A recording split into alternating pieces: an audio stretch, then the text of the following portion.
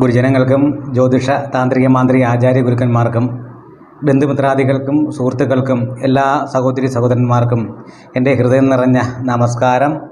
ശ്രീ മൂകാംബിക അമൃതഭൂഷൺ എന്ന ഈ യൂട്യൂബ് ചാനലിലേക്ക് എല്ലാവർക്കും സ്വാഗതം. ഞാൻ ശ്രീ മൂകാംബിക മഠം അജയ് സുരേന്ദ്രൻ പോറ്റി. ഈ വർഷം അതായത് 2024 മെയ് മാസം 1-ാം തീയതി വ്യാഴഗ്രഹം ഗോചരം ചെയ്യുന്നൊരു സമയമാണ്. മേടൻ രാശി വിട്ട് ഇടവൻ രാശിയിലേക്ക് സഞ്ചരിക്കുന്ന സമയമാണ്. ഈ ഒരു സമയം മുതൽ വരുന്ന ഒരു വർഷക്കാലത്തേക്ക്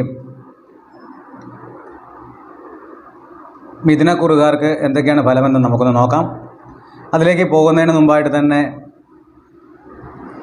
നിങ്ങൾ ആദ്യമായിട്ടാണ് ഈ യൂട്യൂബ് ചാനൽ കാണുന്നതെങ്കിൽ സബ്സ്ക്രൈബ് ചെയ്യുകയും അതിൻ്റെ നോട്ടിഫിക്കേഷൻ ബട്ടണായ ബെൽ ബട്ടൺ എനേബിൾ ചെയ്യുകയും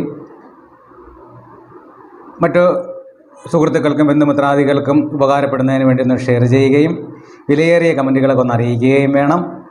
മാത്രവുമല്ല, തീർച്ചയായിട്ടും തന്നെ നിങ്ങൾ ഈ ചാനലൊന്ന് സബ്സ്ക്രൈബ് ചെയ്ത് വെക്കുകയും വേണ്ടിയതാണ്. കാരണം ഞാൻ ഈ ഒരു വർഷത്തിനുള്ളിൽ തന്നെ അതാത് മാസങ്ങളിലെ ഫലങ്ങളും കൂടി ഓരോ നക്ഷത്രക്കാർക്കോ കൂറുകാർക്കോ ഒക്കെ ചെയ്യുന്നുണ്ട്.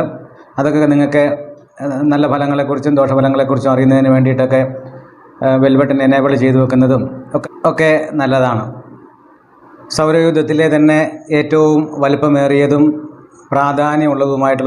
വലിയ പ്രാധാന്യമുള്ളതുമായിട്ടുള്ളൊരു ഗ്രഹമാണ് വ്യാഴം.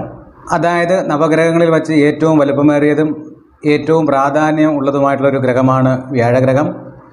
നവഗ്രഹങ്ങളിലെ എല്ലാ ഗ്രഹങ്ങൾക്കും തന്നെ പ്രാധാന്യം ഉണ്ടെങ്കിൽ തന്നെയും ജ്യോതിഷപരമായിട്ടും മറ്റ് എല്ലാ കാര്യത്തിലും നവഗ്രഹങ്ങൾക്ക് പ്രാധാന്യം ഉണ്ടെങ്കിലും വ്യാഴഗ്രഹത്തിനാണ് ഏറ്റവും കൂടുതൽ പ്രാധാന്യം കൊടുത്തുകൊണ്ട് നമ്മളൊരു ഈശ്വരാധീനവും മറ്റു കാര്യങ്ങളൊക്കെ നോക്കുന്നത്. ജ്യോതിഷപരമായിട്ട് ഒരു വ്യക്തിയുടെ ജീവിതത്തിൽ വളരെയധികം പ്രാധാന്യം അർഹിക്കുന്ന ഒരു ഗ്രഹമാണ് വ്യാഴം. അതായത് ഒരു വ്യക്തിയുടെ, ഒരു കുടുംബത്തിൻ്റെ, ഒരു ക്ഷേത്രത്തിൻ്റെ, ദേവതാ ചൈതന്യത്തിൻ്റെ, ഈ വ്യാഴഗ്രഹത്തിൻ്റെ ഈശ്വരാധീനത്തെ അടിസ്ഥാനപ്പെടുത്തിയാണ് പ്രശ്നങ്ങളൊക്കെ ചിന്തിക്കുന്നത്. അതുകൊണ്ട് തന്നെ വ്യാഴഗ്രഹം ഒരു വ്യക്തിയുടെ ബുദ്ധിയുടെയും പുത്രരുടെയും അറിവിൻ്റെയും ദേഹത്തിൻ്റെയും ധനത്തിൻ്റെയും ഗുരുത്വത്തിൻ്റെയും സുഖത്തിൻ്റെയും ഒക്കെ കാരകത്വം വഹിക്കുന്ന ഒരു ഗ്രഹമാണ് വ്യാഴം. ഒരു വ്യക്തിയുടെ ജാതകത്തിൽ വ്യാഴം കേന്ദ്രസ്ഥാനങ്ങളിൽ നിൽക്കുകയോ ഉച്ചസ്ഥാനങ്ങളിൽ നിൽക്കുകയോ പൂർണ്ണ ദൃഷ്ടിയോടുകൂടി നിൽക്കുകയോ ചെയ്തു കഴിഞ്ഞാൽ ആ ജാതകത്തിൽ ഏത് രാശിയിലാണോ ഈ വ്യാഴഗ്രഹം നിൽക്കുന്നത് അതുമായി ബന്ധപ്പെട്ടിട്ടുള്ള ഗുണ അനുഭവങ്ങളെയൊക്കെ ആ ജാതകത്തിൽ ഉണ്ടാകുന്നതാണ്. ഏത് രാശിയിലാണ് നിൽക്കുന്നത് നോക്കുന്നത് എന്നൊക്കെ ചിന്തിച്ചിട്ടാണ് ശുഭാവസ്ഥകളിലൊക്കെ നിൽക്കുകയാണെന്നുണ്ടെങ്കിൽ ശുഭഫലങ്ങളെയൊക്കെ ഉണ്ടാക്കുന്നതും, ദോഷാവസ്ഥയിലാണ് നിൽക്കുന്നതെങ്കിൽ അതുപോലെ തന്നെ ദോഷാവസ്ഥകളെക്കുറിച്ചും ഒക്കെയാണ് ആ ജാതകത്തിൽ പറയേണ്ടി വരുന്നതും.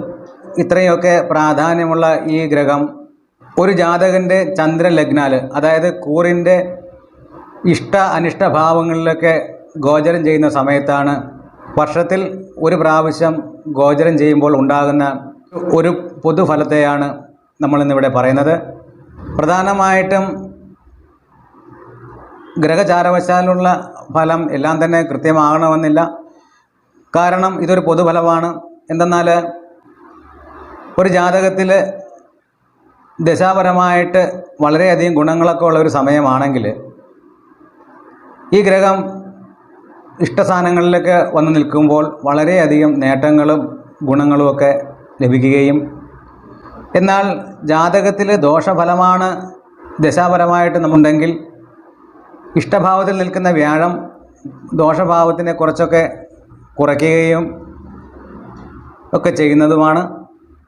നേരെ മറിച്ച് ദശാകാലം നല്ലതാകുകയും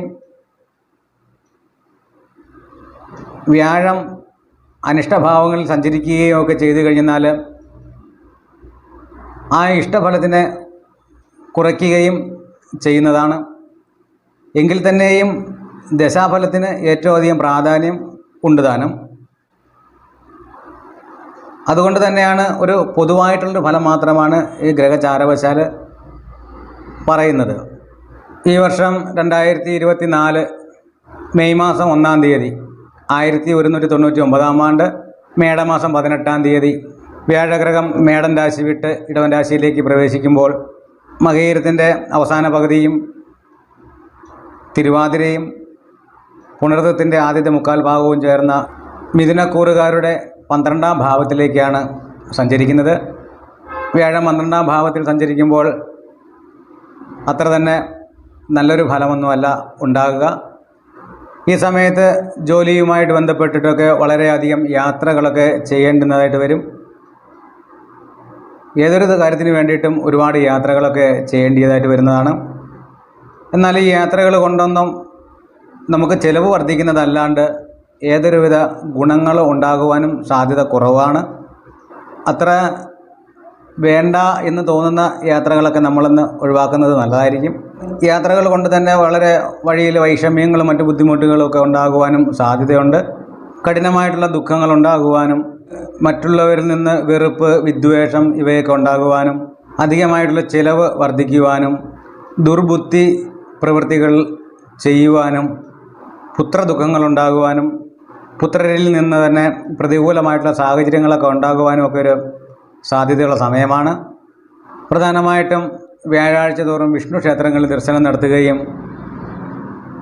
മഹാവിഷ്ണുവിന് പാൽപായസം, തുളസിമാല, സഹസ്രനാമാർച്ചന, ഭാഗ്യസൂക്ത പുഷ്പാഞ്ജലി, പുരുഷസൂക്ത പുഷ്പാഞ്ജലി ഇങ്ങനെയുള്ള പുഷ്പാഞ്ജലികളൊക്കെ ഏതെങ്കിലുമൊക്കെ ഒന്ന് നടത്തുന്നത് വളരെ ഉത്തമമാണ്.